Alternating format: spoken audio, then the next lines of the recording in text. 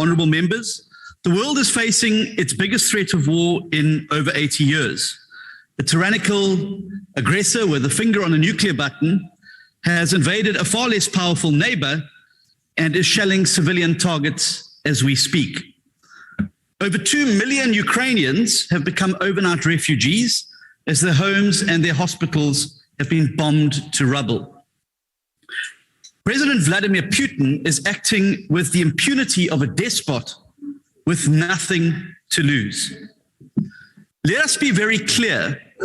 There is no moral ambiguity here.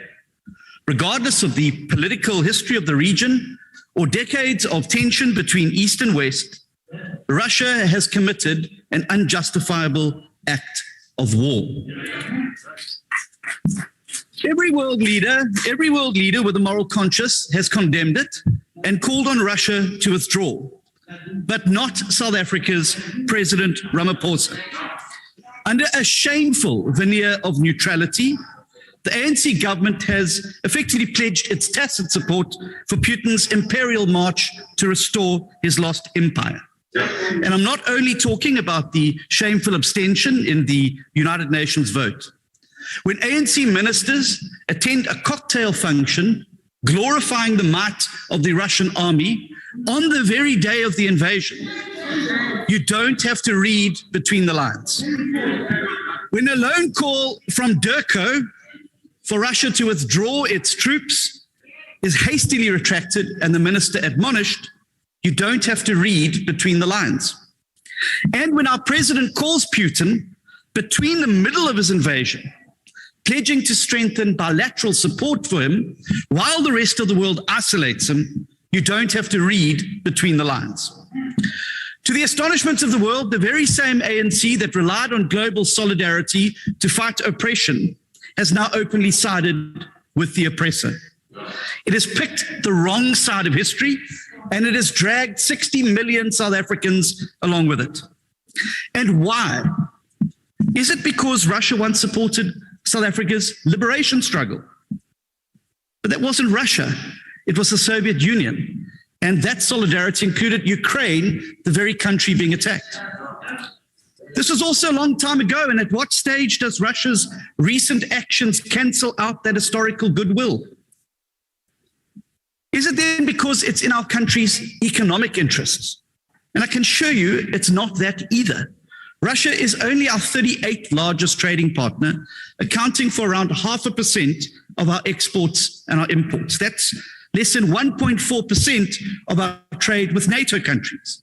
And yet we shun our own economic partners in favor of a global pariah. But if it's not in South Africa's interests, then whose interests is it in? And to answer that, you only need to look at Russia's expansion into Africa through its so-called elite capture, where pliable leaders are ensnared in long-term patronage schemes. 15 African countries currently have Russian-financed nuclear deals, and many more locked into Russian security contracts. Also consider that a businessman close to Putin tried to run a disinformation campaign in the 2019 election to favor the ANC, and that the ANC's largest donor last year was a Putin-backed oligarch. When you connect these dots, the full picture of why the ANC's support for Russia starts to emerge. Now, there are some who say that this is not our war to become involved in, but that is simply not true. We may be 9,000 kilometers away, but we will soon feel its effect in every single aspect of South African life. When the oil price skyrockets through to 30 to 40 rand, as it's been predicted, this will be our war too. When diesel becomes so expensive that Eskom can no longer burn its turbines, and when the lights go out, they stay out, this will be our war too.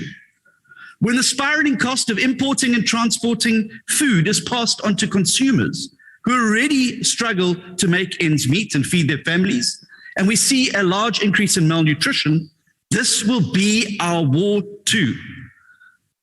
And when all of this food and insecurity and inflation results in a breakdown of law and order that will make last year's July riots look like child play, this will be our war too. We are already involved, and there is no such thing as a neutral position. As the late Archbishop Desmond Tutu famously said, when you choose the side of the oppressor in situations of, if you are neutral in situations of injustice, you've chosen the side of the oppressor. Countries that choose the wrong side of history will live with this tag for generations to come. It shouldn't be the hard thing to do, to put country ahead of party and to do the right thing. Honourable members, the ANC does not speak for South Africa on this, and it certainly doesn't speak for the DA. We condemn Russia's illegal invasion in the strongest terms, and we stand firmly with the people of Ukraine. And I urge President Ramaphosa to rethink the position of his government. Think of the plight of the Ukraine. Think of South Africa's place in the world, and think about what this war is going to mean for all of us as South Africans. Choose peace, condemn Russia. Thank you.